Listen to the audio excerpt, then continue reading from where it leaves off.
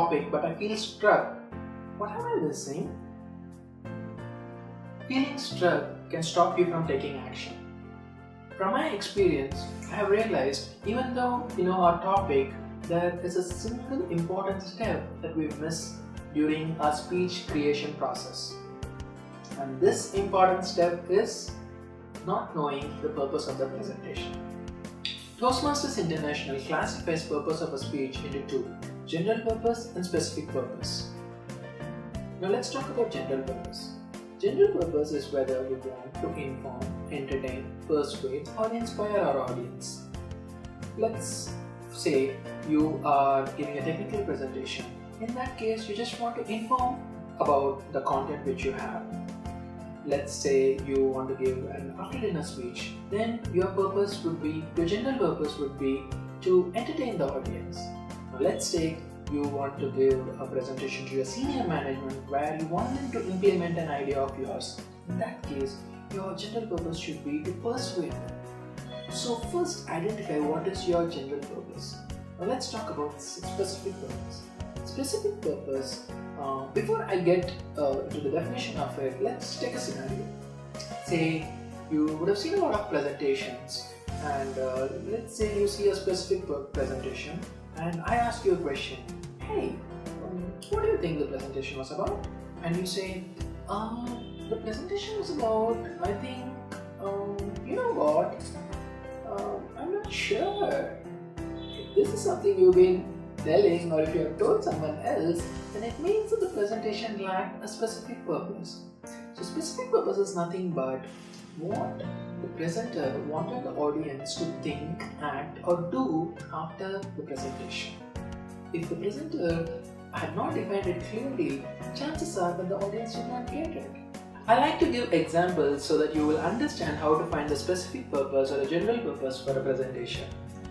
Let's say you work as a business analyst in a healthcare firm. Your boss asks you, hey, you have to give a presentation about our business area, the 50 new recruits who are going to report to us tomorrow. So let's take the scenario. Now ask simple questions in order to find your general purpose. What is the objective? Your objective is to educate the new recruits. What is the occasion? The occasion is that they are going to join you into your team. Now what's the outcome? They have to understand your business area. Now, based on these three data points, what can you understand? Don't you think informing them is a good idea? So your general purpose would be to inform. Now let's talk about specific purpose. Now, as a presenter, what do you want the new recruits to act, think or feel after your presentation? Don't you think that they have to clearly understand your particular business application? So you can formulate your specific purpose as understanding claims processing will help in your work. It's just something I made up. You can maybe formulate better one if you rewrite it.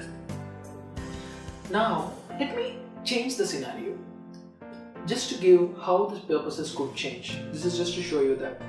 Let's say a critical project X is going to start tomorrow in your business area and you're expecting all the 15 new recruits to work on the same immediately. In this case, you know that just understanding the business area will not help, rather they have to immediately start working on it.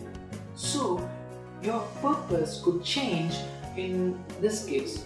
Now in this case, you want them to work immediately and they are not even equipped for that. So you have to persuade them in order to do this. So your general purpose changes here.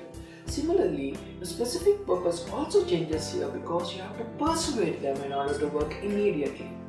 So your specific purpose could be something like, you can tell them, by working on project X, you will get visibility from a leadership. Did you get that? Understand this. The specific purpose has to be clear, it has to be short, and it has to be from the listener's point of view. So I hope this helps you to understand how you can formulate a purpose of the speech. This is just a tip of the iceberg, and I'm pretty sure if you work and rework on it, you will be in a better position to find out the general purpose and specific purpose for your particular speech presentation.